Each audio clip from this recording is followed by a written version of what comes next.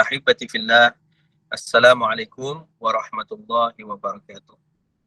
Waalaikumsalam warahmatullahi Alhamdulillah, wabarakatuh. summa alhamdulillah. Pertama dan selama-lamanya kita ucapkan segala puji dan syukur kehadrat Allah Subhanahu wa taala Rabbul Jalil atas semua nikmat yang Allah anugerahkan kepada diri kita. Nikmat kesihatan, nikmat disebutkan dengan kehidupan pada hari ini. Alhamdulillah direzekikan kita berada pada hari yang penuh barakah, hari Jumaat ya. Mudah-mudahan saya doakan semoga semua jemaah sekalian dikurniakan sentiasa dengan kesihatan yang barakah, ya, rezeki yang diberkati, diluaskan Allah Taala, dimudahkan urusan-urusan, dimakbulkan doa-doa, dan mudah-mudahan sebagaimana Allah himpunkan kita pada hari ini dalam majlis ilmu yang mana penuh rahmat daripada Allah Taala, mudah-mudahan juga Allah Taala merezekikan kita untuk dapat berhimpun di dalam jannah Firdaus bersama Nabi Muhammad SAW, para salihin dan orang-orang bertakwa. Amin ya rabbal alamin. Dan kita juga bersyukur pada Allah kerana dianugerahkan dengan nikmat umur sehingga dapat sama-sama kita berhimpun dalam bulan yang mana disebut ya bulan Sya'ban ya. Alhamdulillah, Sya'ban yang mana insya-Allah kalau Allah rezekikan kita akan masuk kepada bulan yang sangat kita tunggu-tunggu, yang kita nantikan, yakni bulan Ramadan pada 27 hari lagi insya-Allah. Mudah-mudahan Allah Subhanahu Wa Taala memberikan kita rezeki umur untuk dapat sampai kepada Ramadan. Wa balighna Ramadan ya Allah ya Rahman ya Arhamar Rahimin. Baik, jadi muslimin muslimat dirahmati dan dimuliakan oleh Allah Taala, sahabat-sahabat pencinta Al-Quran. Pada pagi ini kita akan bicarakan satu topik yang berkaitan, yang berkaitan dengan masa yang kita begitu disebutkan begitu perlu dalam kehidupan kita, yakni masa yang telah pun Allah ciptakan waktu kita hidup ini di muka bumi Allah Subhanahu Wa Taala. Hakikatnya masa disebut dalam Al-Quran sehingga Allah Ta'ala menurunkan berbagai surah yang menceritakan tentangnya, khususnya satu surah yang terdapat dalam surah dalam juzuk yang ke-30, yakni surah Al-Asr, yang membawa maksud surah yang menceritakan tentang masa kehidupan kita di dunia ini. Maka Masya Allah Tabarakallah, bukan hanya itu, tetapi Allah juga menurunkan banyak lagi surah-surah dalam Al-Quran yang menjelaskan tentang masa kehidupan kita. Antaranya Allah menurunkan surah Al-Lail yang menceritakan tentang waktu malam. Allah menurunkan surah Al-Fajr yang menceritakan tentang waktu awal pagi, yakni pada waktu subuh, itu dipanggil waktu fajar, Al-Fajr. Begitulah juga Allah SWT menurunkan surah Al-Duha yang menjelaskan tentang waktu yang sekarang kita sedang berada ini, yakni waktu duha dipanggil. Subhanallah, ini adalah antara surah-surah yang Allah Ta'ala turunkan berkaitan dengan masa, dan begitu banyak yang Allah jelaskan di dalam Quran. Menunjukkan seperti yang dinyatakan oleh Imam Syekh Sya'rawi rahimahullahu ta'ala, seorang tokoh ulama daripada Mesir yang mana telah pun kembali ke rahmatullah, semoga Allah merahmatinya. Maka berkata Imam Syekh Sya'rawi bahawa bagaimana sesuatu yang disebut dalam Quran walaupun hanya sekali menunjukkan pentingnya sesuatu itu untuk kita memikirkannya, mengambil pelajaran daripadanya, mengambil ibrah daripadanya. Kalau ia hanya sekali disebut dalam Quran, tapi sesuatu yang disebut lebih dari sekali menandakan begitu sangat-sangat penting. Bahkan bukan hanya Allah sebut tentang masa ini berulang kali, tetapi Allah juga bersumpah terhadap masa. Allah juga bersumpah terhadap masa. Sehingga kita lihat bagaimana makhluk ciptaan Allah Ta'ala ini, yakni masa kehidupan kita ini, Allah Ta'ala berfirman pada awal setiap surah yang kita sebut tadi dengan adanya waw qasam. Waw qasam ini membawa maksud waw sumpah. Kadang-kadang waw dalam Quran bermaksud dan dalam bahasa Arab. Tetapi kali ini apabila bermulanya sesuatu ayat ataupun sesuatu surah dalam Quran itu dengan waw qasam, sebagai contoh, Bismillahirrahmanirrahim wal asr. Lihat ada kalimah waw, ada huruf waw sebelum kalimah al-asr, membawa maksud ya, demi masa. Allah telah bersumpah terhadap masa itu. Begitulah juga waktuha, demi waktu duha. Begitulah juga ya, wal fajr, demi waktu fajar. Begitulah juga seperti Allah Ta'ala firmankan wal laili, ya. Jadi Allah Ta'ala sebut wan nahar juga, demi waktu siang. Demi waktu malam dan demi waktu siang. Maka subhanallah, ini adalah antara tanda-tanda yang menunjukkan ataupun signal, ya, yang menunjukkan bahawa masa ini satu nikmat yang sangat-sangat luar biasa, sangat-sangat mahal, sangat-sangat hebat, ya, yang Allah anugerahkan kepada kita. Maka sangat-sangatlah kerugian kalau masa itu tidak dihargai oleh manusia itu sendiri, ya, kerana ini nikmat yang sangat besar yang Allah anugerahkan. Tidak ada orang lain boleh memberikannya melainkan Allah Subhanahu wa taala. Sebab itu Allah bersumpah demi masa, wal asr. Dan kata para ulama mufassirin, antaranya Imam Qurtubi, Imam Tabari dan lain-lain menyatakan, apabila Allah bersumpah terhadap sesuatu makhluknya, menunjukkan makhluk itu memiliki keistimewaannya, memiliki keutamaannya, ya. Dan bila kita lihat kembali, Allah bersumpah terhadap masa yang Allah ciptakan, menunjukkan betapa berharganya masa itu. Bermula dari waktu, ya, subuh lagi, ke waktu duha, ke waktu siang dan ke waktu malam. Semuanya, ya, dipenuhi dengan keistimewaan yang Allah Ta'ala anugerahkan kepada hamba-hamba Allah Subhanahu Wa Ta'ala. Maka beruntunglah orang-orang yang menjaga nikmat ini dengan sebaik-baiknya. Beruntunglah orang-orang yang menjaga masanya. Beruntunglah juga orang-orang yang memanfaatkan masa kehidupannya dengan perkara-perkara kebaikan serta bekalan untuk akhiratnya. Maka muslimin-muslimat dirahmati muliakan oleh Allah Subhanahu Wa Ta'ala. Menyebutkan juga berkaitan dengan masa, ada pepatah Arab yang menyebutkan, ya, kalau pepatah Melayu, masa itu ibarat emas. Masa ibarat emas, menunjukkan mahalnya masa itu. Tetapi emas pun harganya naik turun. Ada masa dia naik, ada masa dia turun, kan. Tetapi orang Arab memberikan tamsilan yang lain terhadap masa. Bukan emas, bukan permata, bukan perak, tetapi al-waqtu kas-saif. Waktu itu kas-saif, seperti pedang.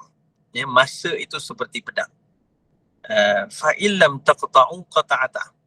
Jika kamu tidak menggunakannya untuk memotong, maka dia akan memotong kamu. Maksudnya apa?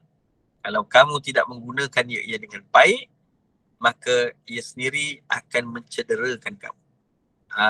Maknanya kalau orang tak ada ilmu menggunakan pedang sebagai contoh, ya, orang pandai pakai pedang, dia pandai libas-libas dengan caranya sesuai dengan kegunaannya, maka, ya, tak cedera dia. Tapi orang tak pandai, dia pun gulung-gulung, pusing-pusing, pap, kena atas kepala dia, masuk hospital, kan.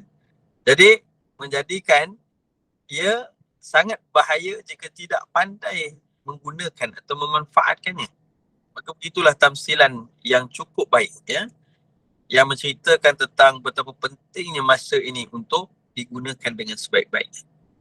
Kerana itulah, ya, kita lihat dalam Al-Quran Allah menjelaskan tentang masa agar kita orang-orang beriman dan pembaca Al-Quran memanfaatkan masa itu dengan sebaik-baiknya, menggunakan dia dengan betul dan benar. Bagaimana nak menggunakan nikmat Allah dengan cara yang paling terbaik? Mestilah mengikut panduan. Panduan dari mana? Daripada Al-Quran dan daripada sunnah-sunnah Rasulullah sallallahu alaihi wasallam. Sebab itu kita lihat bagaimana, ya, baginda Nabi sallallahu alaihi wasallam mengajarkan kita untuk sentiasa, ya, disebutkan dengan sentiasa menjadikan amalan doa-doa masnun dalam setiap kehidupan kita. Apakah doa masnun? Doa masnun ni maksudnya doa-doa sunnah. Ya, seperti kita sebagai contoh, sebelum kita makan, kita amalkan sunnah Rasulullah SAW. Kita baca Bismillahirrahmanirrahim ataupun Bismillah, Samillah, ya. Nabi pernah perintahkan seorang budak-budak ni untuk makan dengan, kata baginda Nabi SAW dalam hadis sahih, Samillah, kul biyaminik wa kul mimma yalik. Nabi sebelum makan bacalah, sebutlah nama Allah. Bismillah pun memadai. Nak baca doa semua tak ada masalah. Jadi kemudian dan makanlah dengan tangan kananmu serta makanlah yang paling dekat dengan kamu dahulu. Itu adalah sunnah Nabi SAW. Dan Nabi juga mengajarkan doa. Antaranya sebelum masuk tandas kita baca doa. Ya, kita baca doa ya untuk menjauhkan daripada syaitan dan sebagainya. Sebelum kita memulakan pekerjaan, naik kenderaan, kita ada doa. Subhanalladzi sakhkhara lana hadza wa ma kunna lahu muqrinin wa inna ila rabbina lamunqalibun. Ini doa-doa yang Nabi ajarkan. Sebelum tidur kita baca doa. Bismikallahumma amutu wa ahya dan sebagainya. Maka setiap daripada aktiviti selain daripada solat, selain daripada membaca Al-Quran, selain daripada zikir, selain daripada ibadah yang khusus, ya, kita juga boleh melakukan ibadah umum. Ya, seperti tadi kita makan, kita ikut sunnah, maka makan tadi menjadi ibadah. Kita masuk, kita menaiki kenderaan, baca doa dengan niat yang baik, perjalanan dengan niat yang baik, dengan adab, dengan akhlak, seperti ikut Nabi SAW, maka naik kenderaan tadi sepanjang roda berputar menjadi pahala kepada kita. Begitulah juga masuk tandas. Masuk tandas ni kalau ikut semua orang buat, orang non-Muslim pun buat. Ya, dan dia keperluan. Tak ada orang tak masuk tandas sampai 4-5 hari, tak ada. Kalau ada tu dah sakit dah tu kan. Maksudnya perlu kita masuk tandas kan. Jadi orang non-Muslim masuk tandas. Kita pun orang Islam masuk tandas. Kedua-duanya lega juga. Tapi apa bezanya? Dia masuk tandas tak ada dapat apa. Tapi kita dapat lega saja. Tapi kita orang Islam masuk tandas dapat pahala. Sehingga memberatkan timbangan amal kita di hari akhirat. Jadi inilah antara cara macam mana Nabi ajar kita memanfaatkan masa kehidupan kita. Supaya seluruh aspek hidup kita ni penuh dengan ibadah. Bukan hanya solat ibadah, tapi masuk tandas pun ibadah.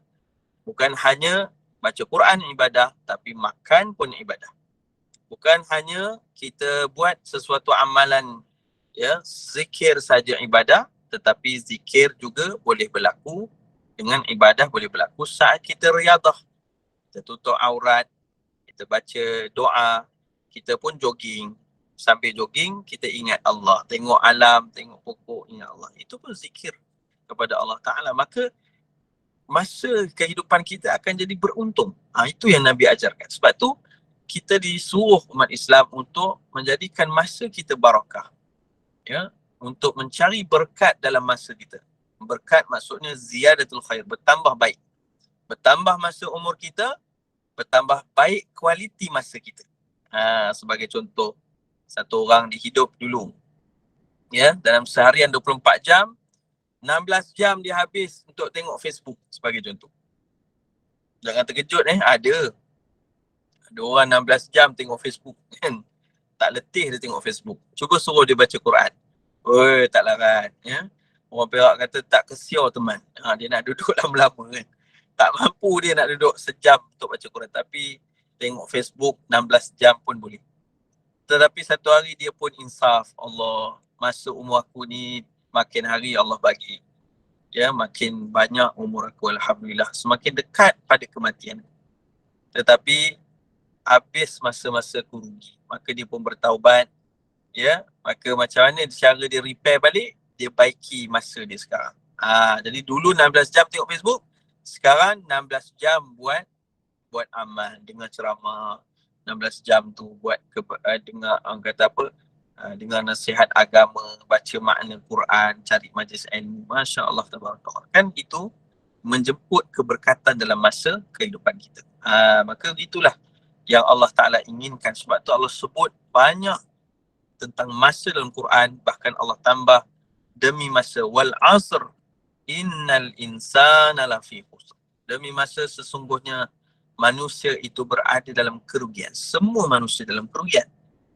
Ya, manusia banyak yang merugikan masa. Maka baginda Nabi SAW juga pernah berpesan dalam sebuah hadis yang sahih. Wa qala Rasulullah SAW, ni'matani maghbunun fihi ma kathirun minan nas. Ada dua nikmat yang cukup ramai manusia mensia-siakannya. Ya, pertama as-sihah, masa sihat mereka. Masa sihat, oi, nak buat apa ni, nak buat apa ni. Akhirnya buat benda yang tak ada manfaat. Kan? Buat benda yang lara, benda yang tak memberi faedah untuk akhiratnya walau sedikit. Rugi masa. Kan? Tetapi ada orang yang memiliki ilmu, maka dia boleh manfaatkan masa sihatnya dengan kebaikan. Masa sihatlah dia berfikir macam mana aku nak tolong orang hari ni. Masa sihat dia berfikir, ya, macam mana sihat aku ni boleh bantu orang lain. Nampak? Tapi orang yang tak ada ilmu, orang yang tak ada kesedaran, sihat dia tu dia nak bazirkan dengan hal yang tak ada manfaat. Hari ni nak buat apa ni, cuti ni. Sihat ni hari ni nak buat apa? Hari ni apa lagi, pergi jalan-jalan lah, cuci mata dia kata. Kan? Cuci mata apa maksud dia? Rupanya pakai spek mata hitam pergi tengok aurat orang lain. Ada macam tu kan. Dia bukan sini lah, bukan jemaah sini, jemaah dekat Gunung Everest. Jadi maksudnya apa? Ada orang sihat dia tak ingat bahawa nikmat sihat dia tu besar. Dan Allah anugerahkan sihat dia untuk dia buat banyak kebaikan, untuk dia cari bekalan akhirat, tapi dia sia-siakan dengan hal yang tak ada manfaat. Nampak? Jadi Nabi kata ramai yang tertipu dengan nikmat ini. Ramai yang terleka dengan nikmat. Yang kedua, wal farah, iaitulah masa lapang dia. Inilah dia, masa lapang.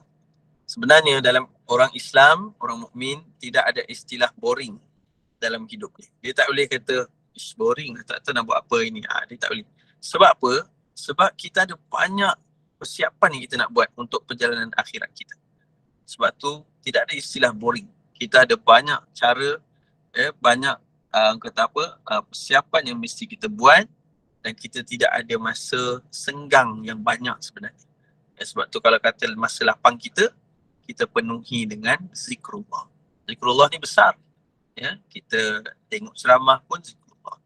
Kita pergi tepi pantai, tengok pantai kan, tengok laut sambil zikir, itu pun zikrullah. Tak payah pergi tepi pantai kan, tengah kita gardening kan, tanam-tanam pokok, kita tengok subhanallah, hebat Allah jadikan tumbuhan ni kan. Allah tumbuhkan dia. Kita hanya boleh tanam je, yang tumbuhkan dia Allah. Nampak, kita ingat Allah Ta'ala. Itu pun zikrullah.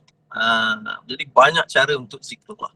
Maka beruntunglah orang-orang yang menghabiskan masa hidup dia dengan banyak zikrullah, dengan banyak mengingati Allah SWT. Sebab itu Allah Ta'ala firman, ramai manusia kerugian, illal ladzina amanu wa amilus salihat, kecuali orang-orang yang beriman kepada Allah dan beramal soleh. Nampak? Inilah dia tadi.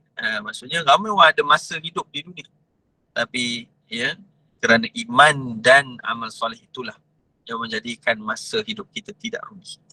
Ya, maka beruntunglah kita orang beriman, dan beruntunglah saat seorang tu beriman tetapi tak mensia-siakan waktu kehidupannya, tapi dia beramal soleh. Ya. Wa tawassaw bil haqqi wa tawassaw bis sabr, dan dia juga menyampaikan ya dengan kebenaran dan juga menyampaikan dengan kesabaran. Jadi inilah antara yang Allah jelaskan tentang masa. Baik, sekarang kita lihat dari perspektif Al-Quran, Sunnah dan Sains, bagaimana masa yang Allah jadikan pada kita ini. Bagaimana ia terjadi. Sebenarnya Allah sebut hal ini dalam Al-Quran Karim. Antaranya kita lihat dalam surah Yunus pada ayat yang kelima. Surah Yunus pada ayat yang kelima. Sebelum saya terlupa, pada minggu lepas kita nak sambung berkaitan dengan penciptaan bumi dan juga langit, ya, dalam surah Fussilat. Sebentar lagi kita akan buka surah Fussilat, tapi kita akan lihat dulu kerana dia ada berkaitan. Okay? Baik, Allah berfirman dalam surah Yunus pada ayat yang kelima. Wa qala Allah Ta'ala, Allah sebut tentang pengukuran masa. Macam mana masa ni boleh terbentuk? Ini satu yang menarik sekali dalam Quran. Macam mana kita boleh kira masa kehidupan kita. Sebagai contoh, sekarang pukul 10.56. Jadi sebelum terciptanya jam tangan kita, jam pada telefon kita, sebelum terciptanya semua itu, bagaimana masa itu boleh mula dihitung oleh manusia? Ini satu benda yang kita kena lihat, bagaimana Quran menjelaskan yang cukup luar biasa.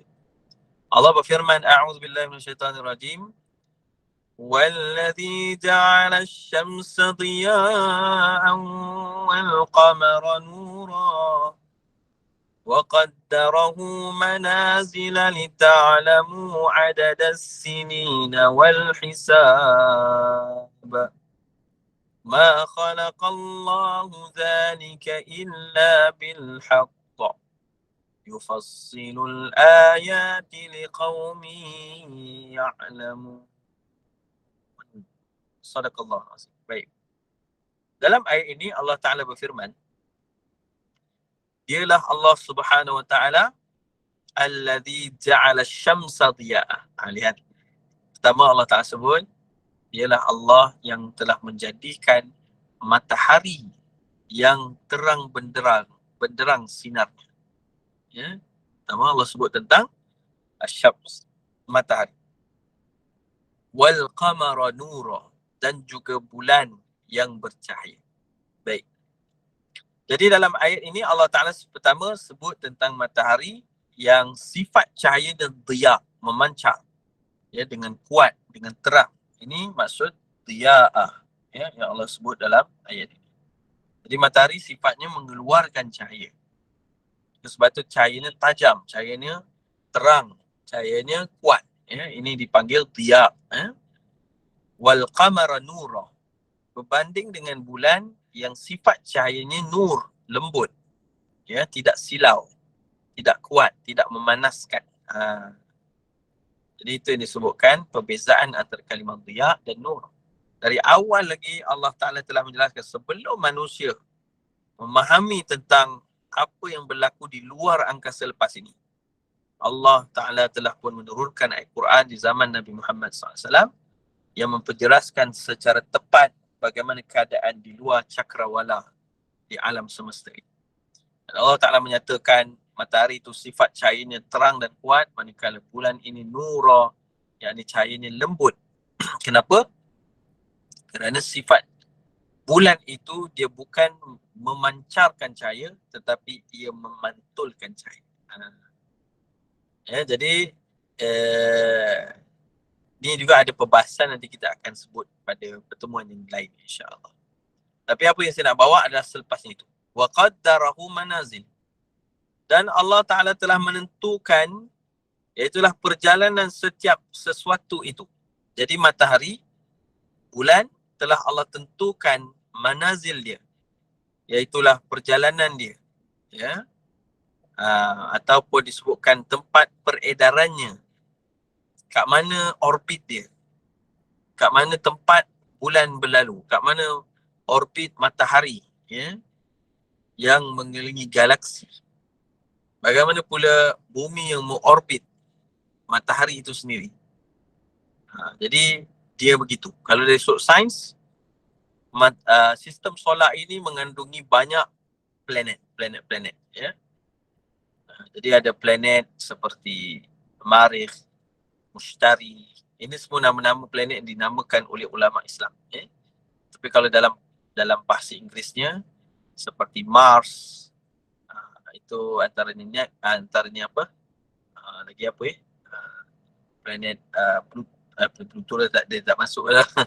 Planet Neptune dan sebagainya. Ini nama-nama daripada, silap saya, daripada Yunani yang mereka namakan atas nama dewa-dewa. Kemudian ulama Islam mengkaji balik dan menamakan kembali dengan nama-nama Islam, nama-nama yang tak merosakkan akidah, ya, nama-nama berkait dengan bahasa Arab. Seperti contoh Zuhrah, nama planet Zuhrah ini adalah dari kalimah Zahrah, iaitu bunga, ya. Jadi ini hebatnya ulama Islam dahulu yang dulu juga mempelopori dalam bidang ilmu falak, ilmu astronomi, ya. Kerana kita orang-orang beriman, dalam masa juga dalam kita kena menentukan waktu solat kita. Kerana solat kita ini, kita bermakuta, Allah sebut dalam Quran bahawa ia telah ditentukan masanya. Maka untuk menentukan masa, kena menguasai ilmu astronomi, menguasai ilmu falak, ya. Maka sebab itulah ulama Islam adakan mereka yang pakar dalam ilmu falak. Maka dengan itulah kita dapat setiap tahun yang dipanggil dengan takwim. takwim solat kita, iaitulah carta ataupun jadual waktu-waktu solat kita yang berubah mengikut keadaan alam semesta ini. Itu hebatnya ibadah kita, bukan reka-reka je waktunya, tapi mesti rujuk kepada alam yang Allah Ta'ala ciptakan. Barulah kita kenal, dari saat kita sebut Allahu Akbar dalam azan kita, dalam takbir atau ihram kita, baru kita kenal kebesaran Allah Ta'ala, baru kita menghayatinya. Maka kita lihat pada ayat tadi, jadi Allah Ta'ala sebut matahari dan begitu juga bulan beredar pada tempatnya. Lita'lamu adadas sinina wal hisab, untuk kamu mengetahui bilangan tahun-tahun kehidupan kamu dan juga kiraan masa yang lain. Jadi dengan itulah macam mana Allah ciptakan matahari yang besar itu, sehingga satu matahari bersamaan dengan jutaan bumi, dan 4 kali bulan bersamaan dengan satu bumi. Jadi Allah Ta'ala ciptakan ini adalah makhluk-makhluknya. Setelah kita sebut tentang penciptaan alam semesta ini, kita bicara tentang masa. Allah Ta'ala telah tentukan peredaran bumi mengelilingi matahari, dan peredaran matahari mengelilingi galaksi, peredaran bulan mengelilingi bumi, yang telah Allah tentukan keadaan orbitnya, perjalanannya, menyebabkan kita manusia boleh mengukur masa kehidupan kita. Kalau tidak, kita tak tahu masa kehidupan kita. Nampak? Subhanallah.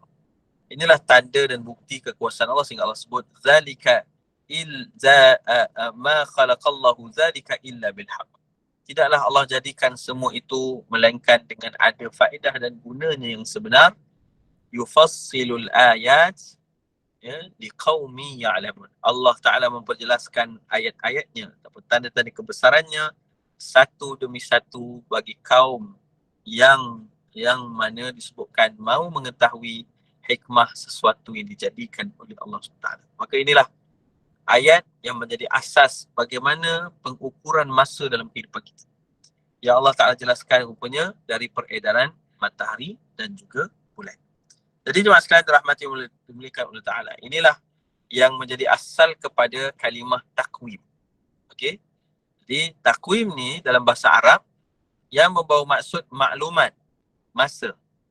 Itulah maklumat tahunan yang terdiri daripada yang disebutkan dengan tarikh, keadaan cuaca, maklumat astronomi, jadual pasang surut, dan juga maklumat lain yang disusun dalam satu jadual. Jadi disebutkan juga bahawa disebutkan takwim juga dalam bahasa Melayu juga disebut sebagai kalender. Jadi jadual atau susun tarikh bagi sesuatu tahun diatur mengikut hari, dalam minggu, dalam bulan, dalam setahun itu. Juga ia disebut almanak. Almanak dalam bahasa Arab, almanak yang membawa maksud kalender tahunan yang mengandungi senarai hari bulan dengan maklumat lain seperti terbit dan masuk matahari, air pasang surut, peredaran bulan dan lain-lain. Maka daripada tadilah macam mana manusia melihat peredaran bulan di waktu malam. Maka bulan pula memiliki perbezaan bentuknya. Bulan ada anak bulan, kemudian dinamakan betul-betul ini anak bulan, kemudian bulan sabit, bulan separa, kemudian bulan mengambang, kemudian kembali. Maka ini menjadikan manusia yang memerhatikan dan mencatat, merekodkan hal ini, mendapati bahawa hal itu konsisten, dia berlaku secara berulang. Pada peringkat awal mereka mungkin tidak mengetahui macam mana caranya untuk kita mengukur masa kehidupan kita. Tapi Al-Quran telah menjelaskan bagaimana bulan itu menjadi salah satu sumber untuk kita mengukur masa dalam kehidupan kita. Begitu juga matahari. Kita lihat matahari, dengan itulah adanya waktu fajar, waktu duha, waktu nahar, waktu siang. Dan ia berubah waktunya. Maka subhanallah, perubahan pada waktu-waktu inilah yang mana yang konsisten menyebabkan manusia mampu mengukur masa. Sebab tu antara jam yang diciptakan pada peringkat awal adalah jam matahari.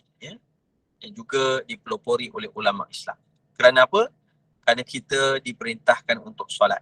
Dan solat adalah telah ditetapkan masa dan waktu. Sebab tu kita boleh katakan yang paling menjaga masa adalah orang beriman. Sebab kita kena jaga masa solat kita. Ya, kita wajib menjaga waktu. Kita wajib memerhatikan waktu. Sebab daripada waktu-waktu inilah akan berlakunya ibadat solat. Maka kalau waktu tidak dijaga atau tidak dikaji, bagaimana kita nak mendirikan solat dengan sempurna? Sebab syarat sah solat adalah telah yakin masuk waktu. Baik, jadi jemaah sekalian, dari istilah juga takwim merupakan rekod perjalanan waktu dan juga sistem susunan masa yang membahagikan tahun menjadi bulan, bulan menjadi minggu, minggu menjadi hari dan hari menjadi jam, jam menjadi saat. Ini juga dipanggil takwim. Jadi ya, inilah antara tanda dan bukti kebesaran Allah SWT. Inilah asas bagaimana masa itu mampu diukur oleh manusia. Allah Ta'ala sebut jelas dalam surah Yunus ayat 5, lita'lamu adada sinin wal hisab. Dengan peredaran matahari dan bulan telah Allah tentukan itu, menjadikan kita mampu untuk menghitung masa kehidupan kita. Baik. Jadi para jemaah sekalian dirahmati muliakan Allah Ta'ala. Oleh itu kita lihat di dalam masa hidup kita ini, kita ambil daripada tahun dahulu. Ya. Dalam tahun, ya, ada dua jenis kalender atau dua jenis takwim yang ada dalam kehidupan kita. Pertama, takwim miladiah. Iaitulah tahun ni yang telah pun masuk tahun 2023. Ya. Manakala kita berada pada bulan bulan Februari lagi. Masih bulan Februari. Okey.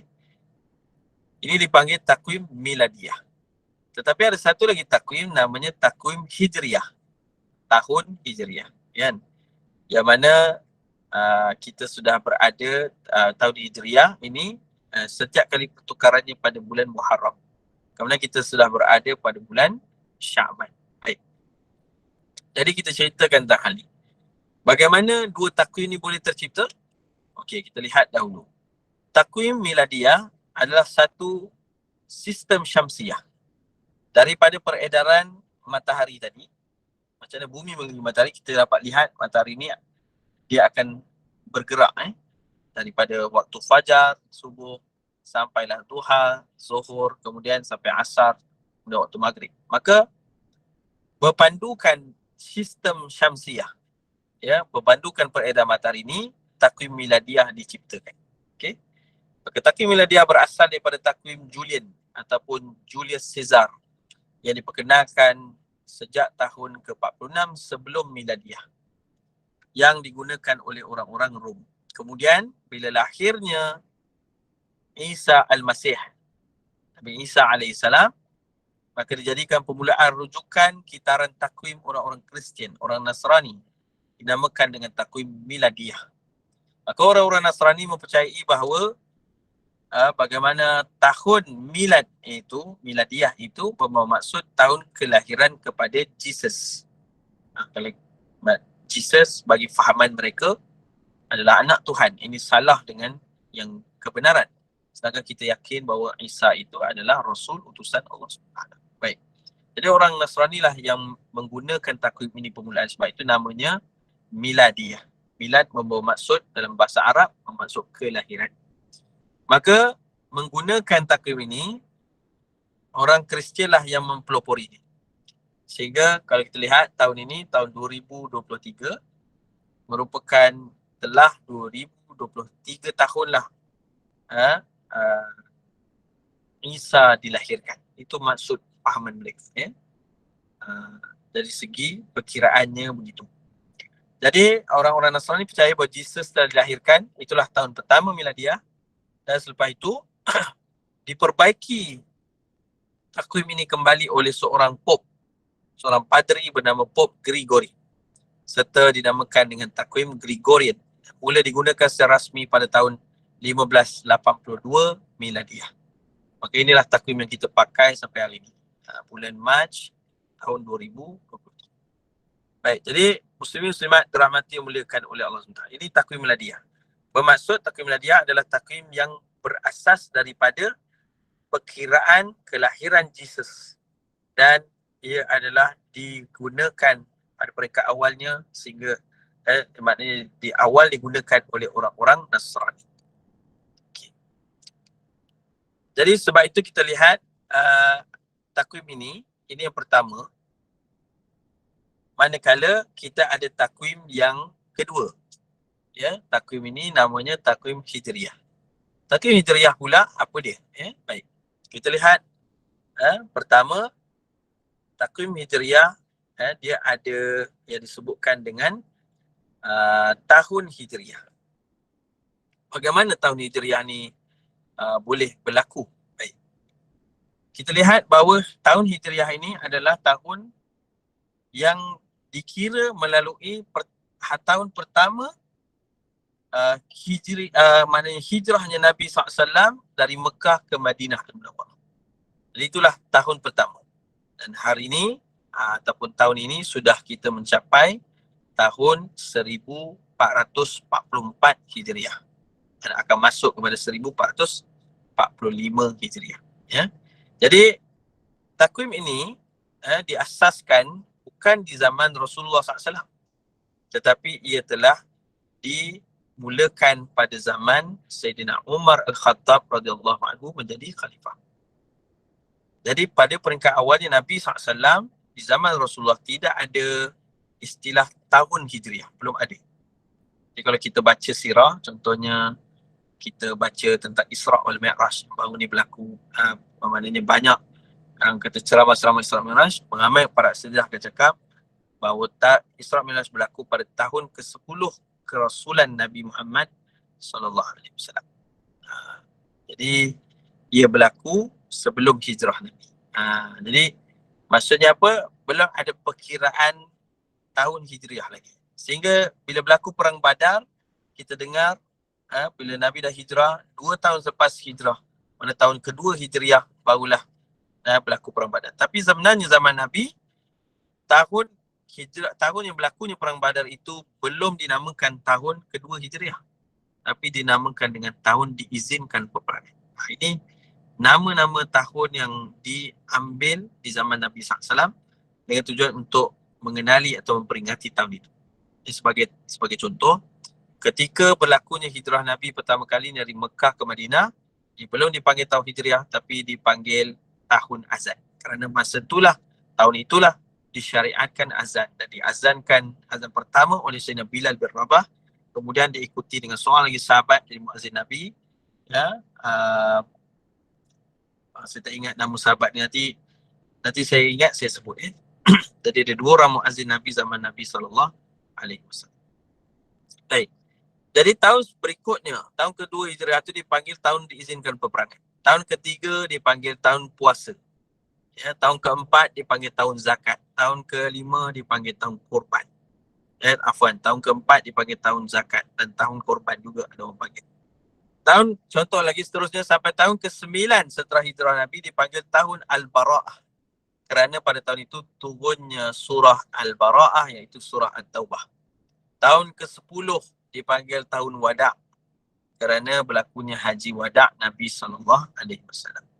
Baik, inilah antara nama-nama yang telah pun dinamakan oleh orang Arab ketika itu, bahkan Nabi dan para sahabat, untuk memperingati peristiwa yang berlaku ketika itu.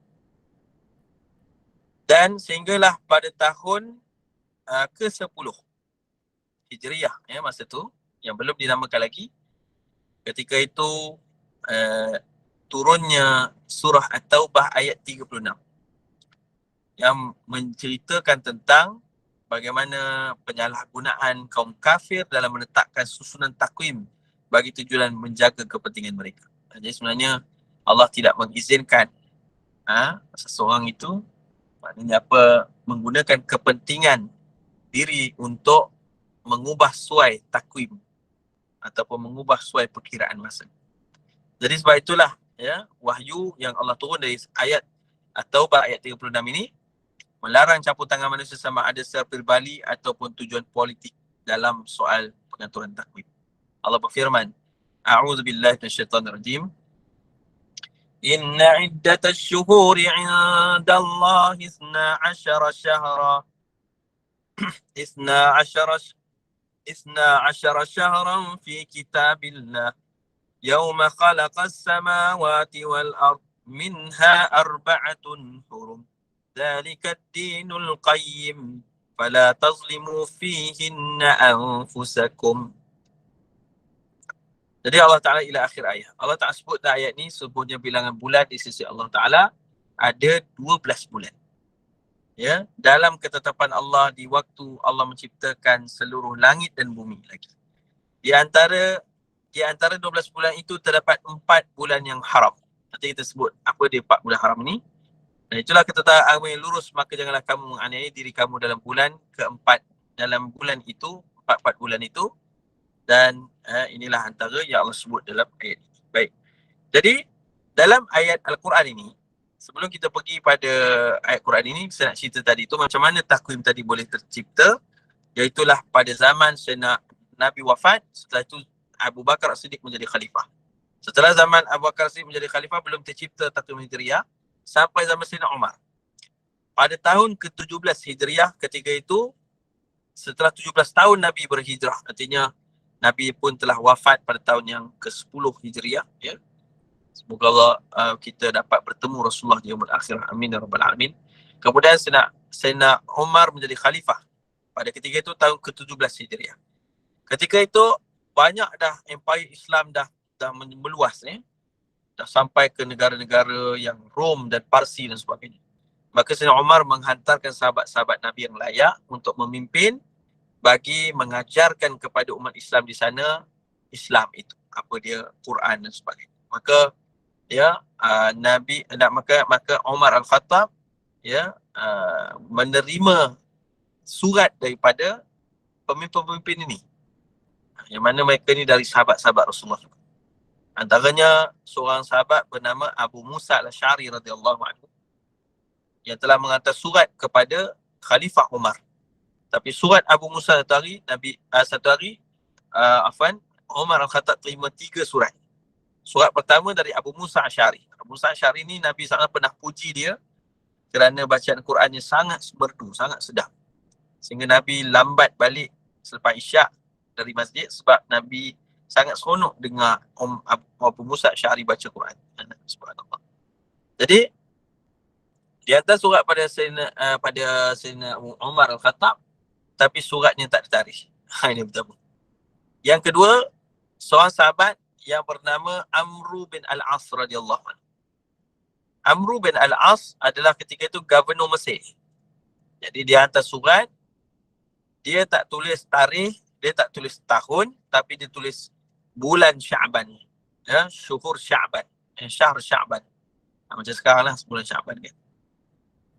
Manakala surat ketiga daripada seorang sahabat bernama Ya'la ibni Umayyah daripada Yaman. Jadi Ya'la ibni Umayyah ni dia seorang sahabat gubernur di Yaman. Maka dia hantar surat kepada Khalifah Umar Al-Khattab. Dengan surat itu dia tulis bulan apa. Contoh tadi Sya'ban. Dia tulis pula berapa tarikhnya, dan dia tulis pula tahun 17. Jadi Sayyidina Umar pun tengok macam menarik kan. Lalu ditanyakan 17 ni berdasarkan hijrah Nabi. Ya, itulah pengutusannya kata. Dan Ya'la selalu tulis macam tu. Maka Khalifah Umar pun tertarik dengan susunan tarikh yang dibuat oleh Ya'la ibn Umayyah. Akhirnya Sayyidina Umar buat mesyuarat bersama sahabat-sahabat Nabi, dan akhirnya pada tahun 17 Hijriah mereka telah pun memutuskan untuk memulakan perkiraan tahun Hijriah. Tahun hijrah Nabi dari Mekah ke Madinah itu sebagai tahun pertama Hijriah, dan tahun itu adalah tahun 17 Hijriah, dan sejak itulah terciptanya takwim Hijriah yang hari ini sudah mencapai 1444 Hijriah. Itulah asal usul kepada tahun Hijriah. Baik, sekarang dah faham itu ya. Sekarang kita lihat beza antara dua masa ini. Baik, ini penting. Apa beza takwim miladiah dan takwim hijriah? Adakah bila kita dengar takwim miladiah ni adalah rujukannya digunakan oleh orang Nasrani, orang Kristian, adakah kita tak boleh guna dah? Jadi lepas ni ada pula orang cakap, oh ustaz cerita tak boleh miladiah. Kita jangan pakai. Pergi belakang koyak kalender-kalender. kalender-kalender kuda tu kan. Koyak kalender tu. Sebab ini takwim miladiah ni tak boleh pakai. Kita pakai hijriah je. Sebenarnya tidak. Takwim miladiah kita tak ada masalah. Kita boleh pakai. Tak ada masalah. Bukan memakainya menunjukkan kita sokong Nasrani. Tidak. Ia juga salah satu perkiraan Syamsiah. Tetapi saya nak beritahu orang Islam, umat Islam tidak boleh melalaikan takwim hijriah. Sebab apa? Sebab takwim hijriah lah yang disebut oleh Allah dalam Quran. Ya. Takwim hijriah lah yang disebut oleh Allah Ta'ala dalam Quran, dan takwim hijriah lah yang menjadi rujukan dalam ibadah kita. Sebab itulah kita tak boleh tinggalkan takwim hijriah. Sayangnya orang Islam dia tahu ya takwim miladiah, tapi dia tak tahu takwim hijriah. Kan? Kalau tak percaya, cuba tanya masing-masing. Siapa tahu hari jadinya dalam takwim miladiah? Semua orang akan tahu. Saya lahir tahun ni 19 sekian-sekian pada bulan sekian pada tarikh sekian. Buat hari jadi kan. Tapi tak ramai yang tahu tarikh lahir dia dalam takwim hijriah. Nampak tak? Sebab tu kita kalau boleh tahulah juga. Sebab apa? Kita daripada takwim hijriah inilah sebenarnya bukan hanya ia berkait dengan ibadah kita orang Islam, tetapi ia adalah perkiraan masa yang paling tepat untuk mengukur umur sebenar kita. Itu sebabnya kita sangat perlu mengikuti takwim hijriah walaupun kita guna takwim miladiah. Jadi muslimin dirahmati muliakan oleh Allah SWT, kita lihat ayat surah At-Taubah ayat 36 yang kita bacakan tadi. Allah Ta'ala berfirman, inna iddatash syuhuri indallah isna asyara syahra. Sesungguhnya bilangan bulan di sisi Allah ada 12 bulan. Baik. Takwim mana yang Allah sebut dalam Quran ini? Mungkin ada orang kata, mestilah takwim hijriah Ustaz. Takkan Allah nak sebut pasal takwim miladiah kan? Tapi kalau kita tengok, takwim miladiah pun ada 12 bulan. Takwim miladiah ada bulan Januari, Februari, Mac, April sampailah bulan Disember kan? Tapi takwim hijriah pun ada 12 bulan juga. Muharram, Safar, Rabiul Awal, Rabiul Akhir, Jamadil Awal, Jamadil Akhir, kemudian Rejab, Sya'ban, Ramadan, Syawal, Zulqa'dah, Zulhijjah. 12 bulan juga kan. Jadi bulan yang mana Allah sebut dalam Quran sebenarnya dia punya isyarahnya pada selepas itu. Itu Allah Ta'ala sebut minha arba'atun hurum. Daripada 12 bulan itu ada 4 bulan yang haram. Iaitulah kata Nabi SAW, salah satu mutawaliyat, 3 bulan berturutan, namanya bulan Zulqa'dah, Zulhijjah dan bulan Muharram. Dan satu lagi adalah bulan Rejab. Maka siapa masuk bulan-bulan ni, fala tazlimu fihin anfusakum. Jangan menzalimi diri kamu dalam bulan ini. Jangan berlakunya peperangan, Allah tak izinkan. Jangan berlakunya pertelingkahan, pertengkaran atau perkara-perkara yang Allah tidak sukainya. Jangan berlaku dalam bulan ini. Ya, kerana bulan ni ada kehormatan. Maka siapa buat amal soleh bulan ni, kata Abdullah bin Abbas, dilipat kali gandakan pahala. Siapa buat dosa pula, dilipat kali gandakan dosa. Itulah yang berlaku dalam bulan haram. Maka dengan itulah maktubnya bahawa 12 bulan yang Allah sebut dalam surah At-Taubah ayat 30 ini bukan takwim miladiah, tapi takwim hijriah. Menunjukkan takwim inilah yang Allah sebut dalam Quran. Maka ia sesuatu yang penting untuk kita ambil perhatian. Kenapa? Kerana ia adalah pengukuran masa kita yang sebenarnya. Baik. Saya nak cerita sikit tentang pengukuran umur kita yang sebenarnya. Ramai orang melihat hadis Nabi SAW. Sebagai contoh, Nabi pernah sebut tentang umur kita. A'maru ummati ma baina 60 atau 70. Umur umatku adalah di antara 60 ke 70.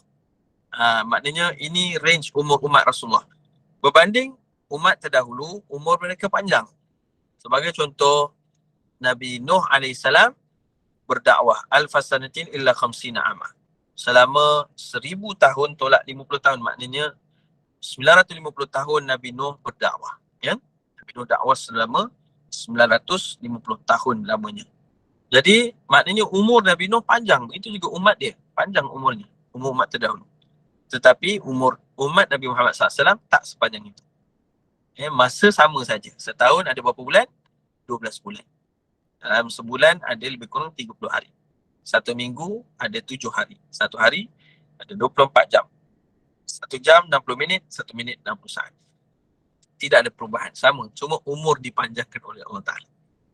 Namun Allah memberkati kepada umat Nabi SAW dengan dianugerahkan banyak kepada kita masa yang barakah. Antara tadi bulan Ramadan, antaranya bulan Ramadan Allah lipat kali gandakan pahala. Seakan-akan seseorang yang beribadah dengan tempoh yang umurnya yang tak panjang tapi bangkit di akhirat dengan amalan seakan dihidup ribuan tahun. Contohnya Allah anugerahkan kita Lailatul Qadar, malam 1000 bulan, melebihi dari 1000 bulan. Begitu juga Allah anugerahkan kita bulan Ramadan yang berlipat kali ganda amalan soleh kita. Allah anugerahkan kita bulan haram, antaranya bulan Rejab yang kita dah lepas dah, dan akan masuk ila kemudiannya, kemudian Zulkaidah, Zulhijjah, Muharram.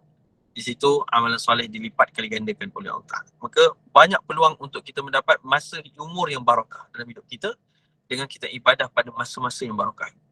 Sebab tu masa-masa inilah Nabi SAW selalu meningkatkan amal soleh Nabi SAW. Maka kita pun mencontohi Rasulullah SAW. Baik, jadi balik pada tadi,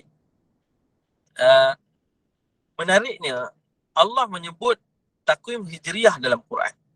Bulan-bulan hijriah itu antara yang disebut dalam Al-Quran. Menunjukkan takwim ini sangat penting. Kerana Allah Azza wa Jalla menyebut hal ini dalam kitabnya yang mulia. Apa sebab Allah suruh kita ambil perhatian terhadap takwim ini? Baik. Antara yang utamanya adalah supaya kita sedar dan tidak tersilap dengan umur kita. Ramai orang kalau kita tanya sebagai satu contoh, dalam satu bulan, dalam takwim miladiah ada lebih kurang 30 hari atau 31 hari. Hanya bulan Februari saja ia ada 28 hari dan setiap 4 tahun sekali dia akan jadi 29 hari. Maka kalau orang tu bersedia di 29 bulan Februari, 4 tahun sekali baru naik umur dia.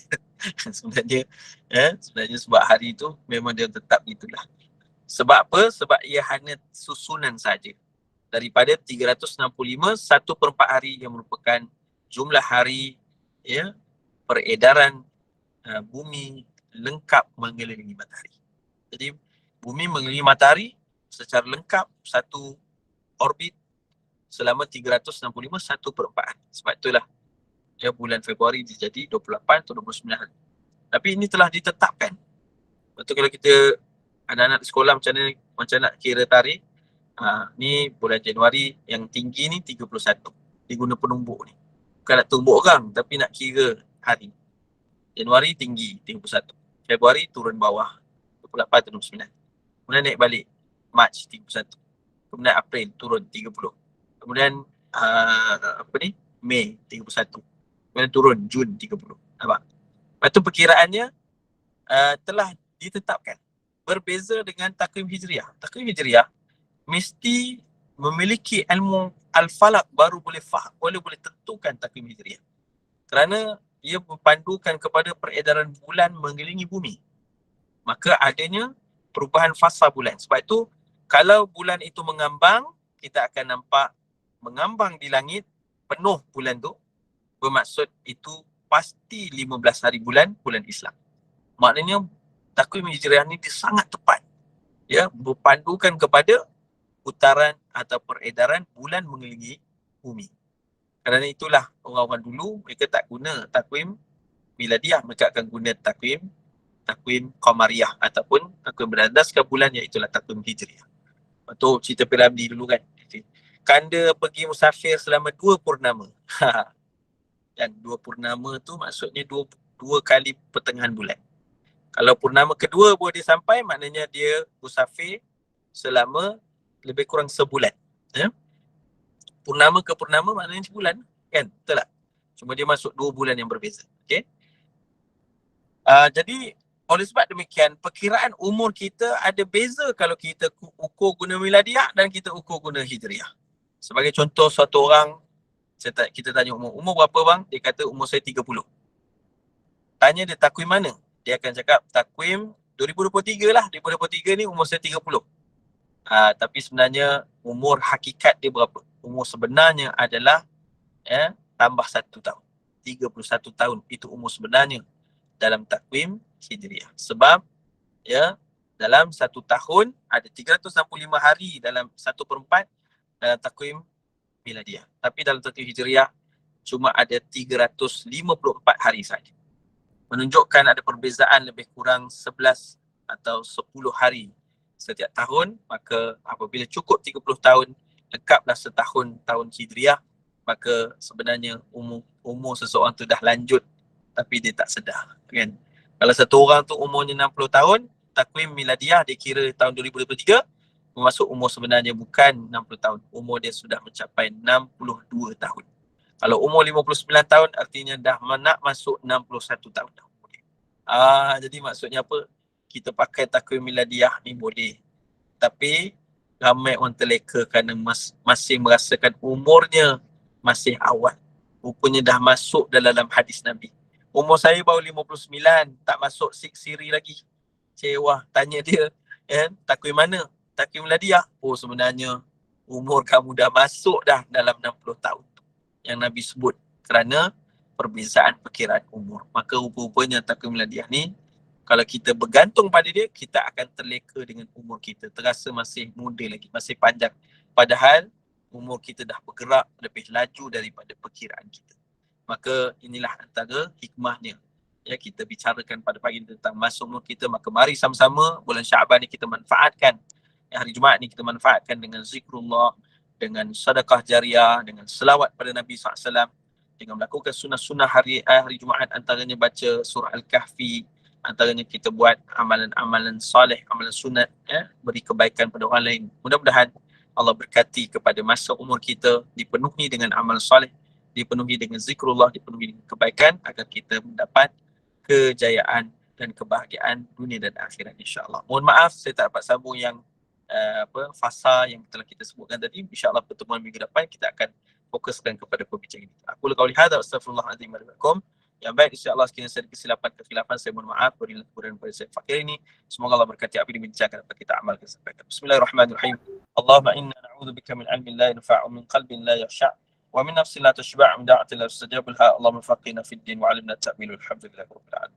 Assalamualaikum warahmatullahi wabarakatuh. Waalaikumsalam warahmatullahi wabarakatuh. Ustaz, kalau boleh kita raikan satu soalan boleh ke Ustaz dekat bahagian chat kita ni? Boleh. Ada sahabat kita yang bertanya, Ustaz, kalender lunar menggunakan perkiraan bulan seperti mana kalender hijri, akan tetapi mereka boleh fixkan tarikh tahun depan, tapi kita mesti kena tengok anak bulan dulu. Kenapa ya? Maksudnya tengok anak bulan kot dia punya. Saya tak pasti tentang kalender lunar sebab saya tak kaji kalender lunar macam mana. Dia berkait dengan tradisi orang-orang Cina, tak silap saya betul ya. Saya pun tak pasti. Semua yang saya bahas kata adalah kalender miladiah dan juga hijriah. Jadi perbezaannya, miladiah guna peredaran matahari, macam manakala pula bumi mengelilingi matahari, macam mana pula yang disebutkan dengan takwim hijriah menggunakan peredaran bulan. Tentang lunar ni saya tak pasti dia punya perkiraan ni macam mana. Saya mohon maaf. Mungkin saya akan cuba kaji jugalah, cuba baca juga insya-Allah. Okey, baik, alhamdulillah, semoga terjawab persoalan ya Kak Intan, insya-Allah. Baik, alhamdulillah, terima kasih jazakumullahu khair kepada Al-Fadhil Ustaz dan juga seluruh jemaah yang mengikuti kuliah kita pada hari ini. Alhamdulillah, semoga beroleh keberkatan dan juga manfaat daripadanya, insya-Allah. Sebelum kita berakhir, seperti biasa saya serahkan kembali kepada Al-Fadhil Ustaz untuk kita tangguhkan dengan tasbih kafarah dan juga surah Al-Asr. Bismillahirrahmanirrahim. Subhanakallahumma bihamdika asyhadu an la ilaha illa anta astaghfiruka wa atubu ilaik. Bismillahirrahmanirrahim. Wal 'asr innal insana lafi khusr illa alladziina aamanu wa 'amilus salihati wa tawassaw bil haqqi wa tawassaw bis sabr. Wassallallahu ala sayyidina Muhammad wa ala alihi wasallam. Walhamdulillahirabbil alamin. Terima kasih Ustazah, terima kasih semua. Terima kasih semua. Insya-Allah jumpa lagi. Terima kasih kepada pihak yang menaja, sumbangan anda sangat-sangat dihargai, alhamdulillah. Terima kasih Ustaz. InsyaAllah. Assalamualaikum warahmatullahi wabarakatuh. Terima kasih Ustaz. Assalamualaikum warahmatullahi wabarakatuh. Assalamualaikum. Terima kasih Ustaz.